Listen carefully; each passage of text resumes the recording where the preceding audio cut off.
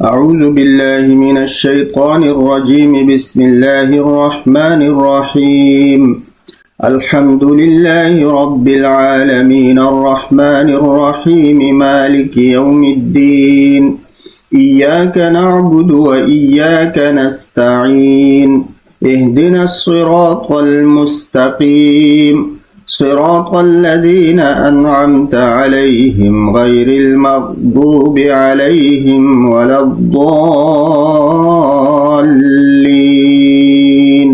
سورۃ فاتحہ کے پہلے حصے میں ہم نے یہ ذکر کیا تھا کہ سورہ فاتحہ کو ام القرآن بھی کہتے ہیں کہ یہ قرآن کا خلاصہ ہے، اور اس میں یہ بھی ذکر ہوا کہ قرآن پاک کے 4 حصے ہیں اور چاروں کے چاروں حصے سورۃ فاتحہ کے اندر موجود ہے۔ اسی طرح ایک دوسری تقریر مولانا شبیر احمد عثمانی رحمۃ اللہ علیہ نے کی ہے۔ وہ فرماتے ہیں کہ قرآن پاک کے اندر 6 مضامین ہیں اور وہ مضامین سورہ فاتحہ میں بھی موجود ہے۔ تو الحمدللہ رب العالمین الرحمن الرحیم سے وہ فرماتے ہیں کہ توحید پورے قرآن پاک میں ہے، اور الحمدللہ رب العالمین الرحمن الرحیم تک اس میں توحید کا ذکر ہے۔ پھر مالک یوم الدین میں قیامت کا ذکر ہے۔ یہ ایاک نعبد و ایاک نستعین سے لے کر اہدنا الصراط المستقیم تک اس میں شریعت کے تمام احکام کا ذکر ہے۔ 3 ہو گئے۔ اور صراط الذین انعمت علیہم، اس میں رسالت کے طرف بھی اشارہ ہے، اس لیے کہ منعم علیہ اولئک الذین انعم اللہ علیہم من النبیین والصدیقین والشہداء والصالحین۔ تو انبیاء علیہ الصلوۃ والسلام وہ سرپرست ہے منعم علیہ میں، تو رسالت کے طرف بھی ذکر ہے اور ماننے والے جو ہے ان کے طرف بھی ذکر ہے۔ تو 2 چیزیں یہاں پہ آ گئی، یعنی ماننے والے اور رسالت۔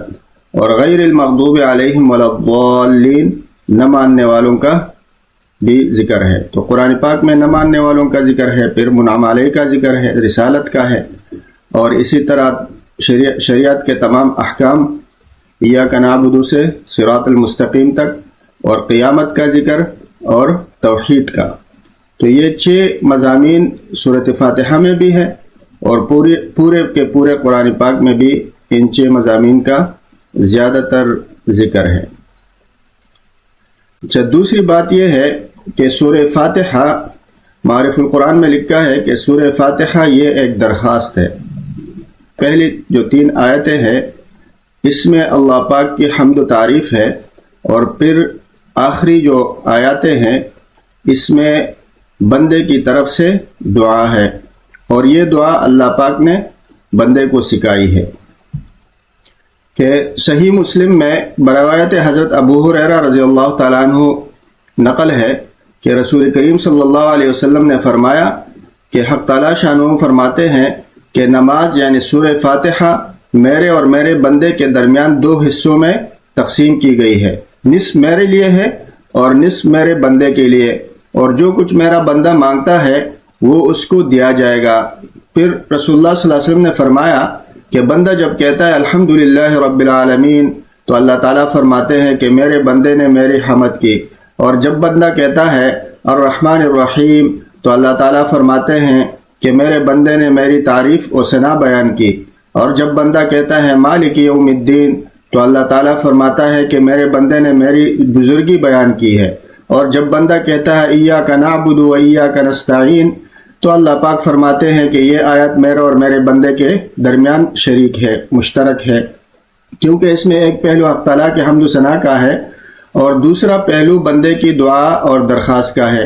اس کے ساتھ یہ بھی ارشاد ہوا کہ میرے بندے کو وہ چیز ملے گی جو اس نے مانگی۔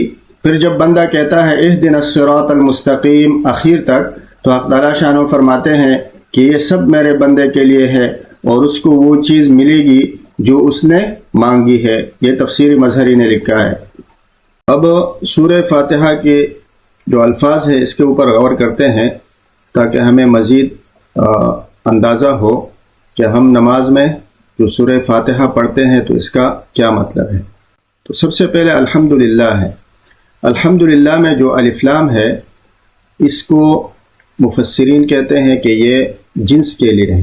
جنس کا مطلب یہ ہے کہ اس میں تمام کا جو ہم جو کہتے ہیں تمام تعریفیں اللہ کے لیے، تمام کا جو معنی ہے یہ الف لام سے نکلتا ہے کہ تمام کی تمام تعریفیں وہ اللہ کے لیے ہیں۔ تو اس پر یہ اعتراض آ سکتا ہے کہ اگر کسی کے مثلاً بچے زیادہ ہیں تو یہ تعریف تو اللہ کی نہیں ہو سکتی، تو یا کوئی اس طرح کی صفت ہو انسان میں کہ وہ اللہ پاک کے ساتھ مناسب نہ ہو، تو پھر اس کا ہم کیا کریں؟ تو اس کا جواب مفسرین نے یہ دیا ہے کہ آخر میں پیدا کرنے والا اس صفت کا وہ اللہ پاک ہے۔ ایک تو یہ معنی ہو گیا۔ دوسرا معنی وہ الف لام کا مفسرین یہ کرتے ہیں کہ الف لام میں تخصیص ہے اور خصوصیت ہے، اس لیے کہ جو گرامر اور نحو کے حضرات ہے وہ یہ فرماتے ہیں کہ لفظ میں اصل خصوصیت ہوتی ہے، تو چونکہ یہ الف لام میں خصوصیت بھی ہے تو ہم اس کا معنی یوں کر سکتے ہیں کہ الحمدللہ رب العالمین، تمام وہ تعریفیں جو اللہ کے شان کے ساتھ مناسب ہیں وہ اللہ کے لیے، یعنی وہ تمام تعریفیں جو اللہ کے شان کے ساتھ اور ایک معبود کے اور الوہیت کے مناسب ہو، یعنی وہ تمام تعریفیں جو الوہیت کے مناسب ہو وہ اللہ پاک کے لیے ہے، تو پھر اس کے اوپر اعتراض نہیں آئے گا۔ اور رب العالمین، رب کا معنی ہم سب کو پتہ ہے پالنے والا، اور عالمین تمام مخلوقات کا، یعنی الحمدللہ رب العالمین، وہ تمام تعریفیں جو الوہیت کے مناسب ہے وہ اللہ کے لیے ہے جو رب ہے تمام مخلوقات کا۔ تو الرحمن الرحیم میں الرحمن یہ فعلان کے وزن پر ہے اور اس کا مطلب اس میں کثرت پائی جاتی ہے، اس میں کثرت پائی جاتی ہے کہ اللہ پاک تمام مخلوقات پر یکساں رحیم ہے، یعنی ان کی رحمت تمام مخلوقات کے لیے ہے، اور الرحیم میں تخصیص ہے یعنی خاص ہے۔ تو الرحمن کا مطلب یہ ہوا کہ تمام مخلوقات پر جو ہے اللہ کی رحمت ہے، اور الرحیم میں اللہ پاک رحیم ہے، اور اللہ پاک کی رحمت وہ پھر خاص ہوگی آخرت میں مومنین کے لیے۔ تو یہ ایک تفسیر تو یہ ہو گئی۔ دوسرے کہ الرحمن میں کثرت ہے، اور یہ کہ رحمانیت وجود کے اعتبار سے ہے کہ سب کو پیدا کیا اور سب کو وجود دیا، تمام مخلوقات کو۔ لیکن پھر الرحیم میں جو رحمانیت ہے وہ ہر ایک کے ساتھ الگ الگ خاص ہے۔ مثلا انسان ہے تو اس کے ساتھ الگ رحمانیت ہے کہ اس کو جو نعمتیں دی ہے، جو خوراک دیا ہے، اور جو رہن سہن ہے تو وہ اس کے اعتبار سے ہے۔ اور مثلا ایک ہاتھی ہے تو اس ہاتھی کو جو پیٹ دیا ہے اس کو اس کے اعتبار سے دیا ہے، اور چیونٹی کو جو خوراک دیتا ہے تو وہ اللہ پاک رحمان ہے، اور اللہ پاک کی جو رحمانیت ہے وہ چیونٹی کے ساتھ اس کے اعتبار سے خاص ہے۔ تو ہر ایک مخلوق جو ہے اس مخلوق کے اعتبار سے اللہ پاک کی رحمانیت ان کے ساتھ خاص ہے۔ مثلا چیونٹی کا پیٹ وہ اگر ہاتھی کو دیتا تو ہاتھی مر جاتا، اور ہاتھی کا پیٹ اگر چیونٹی کو دے دیتا تو چیونٹی مر جاتی۔ تو ہر ایک کے ساتھ جو رحمانیت ہے وہ اس اعتبار سے دنیا میں بھی وہ خاص ہے۔ اور پھر مخلوق میں ہر ایک کے ساتھ الگ الگ جو معاملہ کیا ہے، جیسے کہ انسان ہے تو انسانوں میں ہر ایک کی شکل وہ الگ الگ ہے، ہر ایک کا دماغ وہ الگ الگ ہے، تو ہر ایک کے ساتھ اس کے اعتبار کے ساتھ اس کے ساتھ رحمانیت کا مظاہرہ اللہ پاک نے کیا ہے۔ اور اللہ پاک اگر یہ امتیاز نہ فرماتے، مثلا ہر کسی کو الگ الگ اس کے ساتھ رحمانیت کا وہ انداز نہ ہوتا تو پھر اس سے خلط ہوتا۔ خلط کا مطلب یہ ہے کہ پھر مکس ہو جاتے کہ کون کون ہے اور کس کو مطلب کس طریقے سے اللہ پاک نے اس کو ٹریٹ کیا ہے، سب کو اگر ایک جیسے ٹریٹ کرتے۔ تو یہ جو الگ الگ سب کو ٹریٹ کیا، شکلوں کے اعتبار سے بھی اور خوراک کے اعتبار سے بھی، مال کے اعتبار سے بھی اور عقل کے اعتبار سے بھی، اور پھر تمام مخلوق کو اسی طرح الگ الگ جو ٹریٹ کیا، تو یہ الرحیم کی صفت کا مظاہرہ ہے۔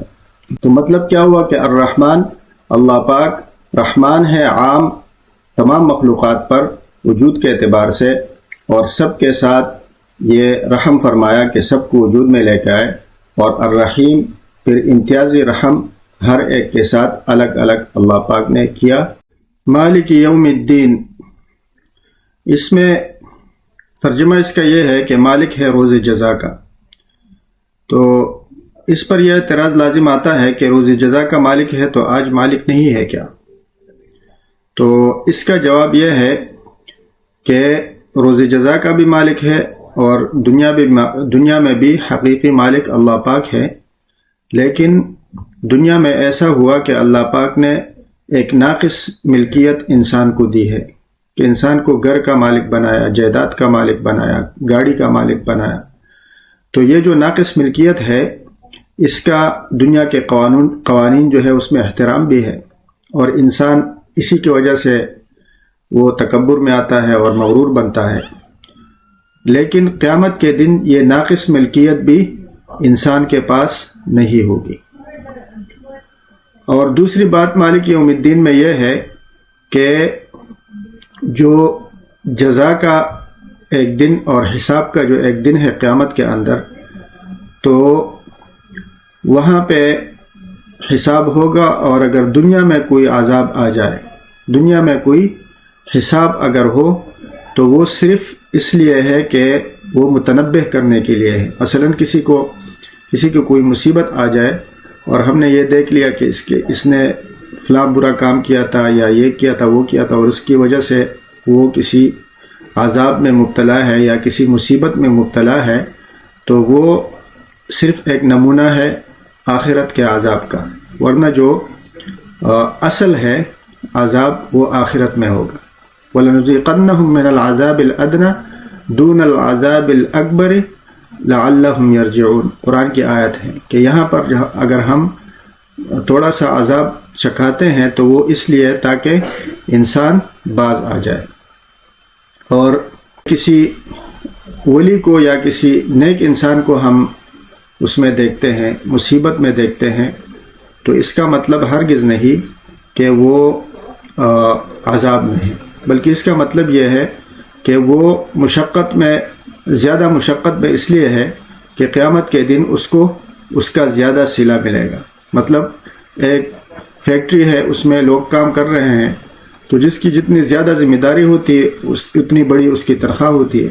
تو یہاں پہ اگر اس نے نیک کام کیا اور وہ عبادت گزار ہے اور وہ اللہ کا ولی ہے، تو آخرت میں اس لحاظ سے اس کو اس کی جو جزا ہے اور جو تنخواہ ہے اور جو اس کا ریوارڈ ہے وہ وہاں پہ اس طرح ملے گا۔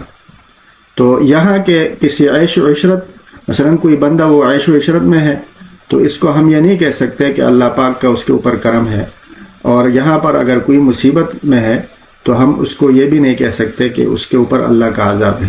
اصل جو عذاب اور اصل جو سزا کا دن ہے وہ مالک یوم الدین، وہ قیامت کا دن ہے۔ مالک یوم الدین کی پوری تفسیر اس آیت میں ہے، یوم ہم بارزون لا یخفی علی اللہ منہم شیء لمن الملک اليوم للہ الواحد القہار اليوم تجزى كل نفس بما کسبت لا ظلم اليوم ان اللہ سریع الحساب۔ جس دن سب لوگ خدا کے سامنے موجود ہوں گے کہ ان کی کوئی بات خدا سے صورتاً بھی مخفی نہ رہے گی۔ آج کے روز کس کی حکومت ہوگی؟ بس اللہ ہی کی حکومت ہوگی جو یکتا اور غالب ہے۔ آج ہر شخص کو اس کے کیے کا بدلہ دیا جائے گا، اور آج کسی پر ظلم نہ ہوگا۔ اللہ تعالیٰ بہت جلد حساب لینے والے ہیں۔ تو یہ مالک یوم الدین کی تفسیر ہو گئی اور اس کا خلاصہ ہو گیا۔